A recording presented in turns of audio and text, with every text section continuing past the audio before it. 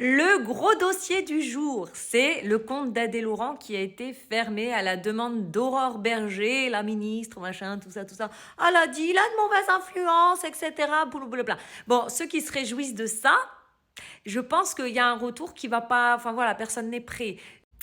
La raison de ce bannissement serait qu'il y a beaucoup de mineurs, etc., qui le suivent. Effectivement, c'est problématique. Bah oui, parce que pour vous donner un petit peu qui est Adé Laurent, c'est un ancien candidat de télé-réalité qui a fait une télé-réalité quand il avait 15-16 ans, je crois, comme ça, et qui aujourd'hui est devenu un acteur de films pour adultes.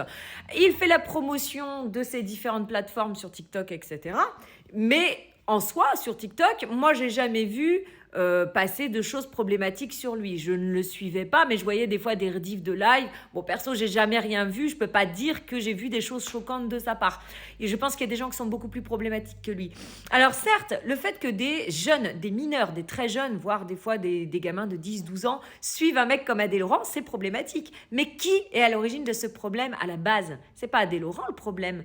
C'est les parents de ces mineurs qui ne surveillent pas leurs gosses. Quand on voit qu'il y a des gamins de 9-10 ans qui sont sur TikTok alors que la plateforme normalement est à partir de 13 ans, on sait que déjà le problème c'est l'éducation et c'est que les gamins ont des téléphones dans les mains et avec lesquels ils n'ont rien à faire déjà pour commencer.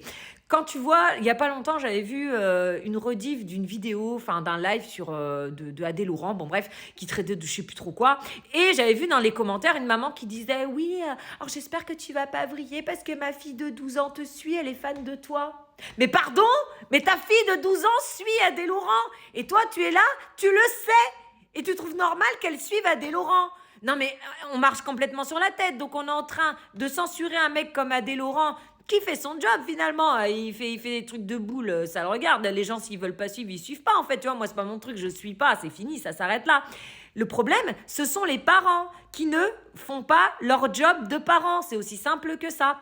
Mais du coup, vu qu'Adé Laurent, il pose problème sur des choses, eh ben il a été banni. Alors, moi, je suis d'accord qu'il y a des trucs sur lesquels il est problématique, c'est sûr. Mais dites-vous bien que là, le bannissement d'Adé Laurent, c'est le début de beaucoup de choses. C'est le début de la vraie fin de la liberté d'expression.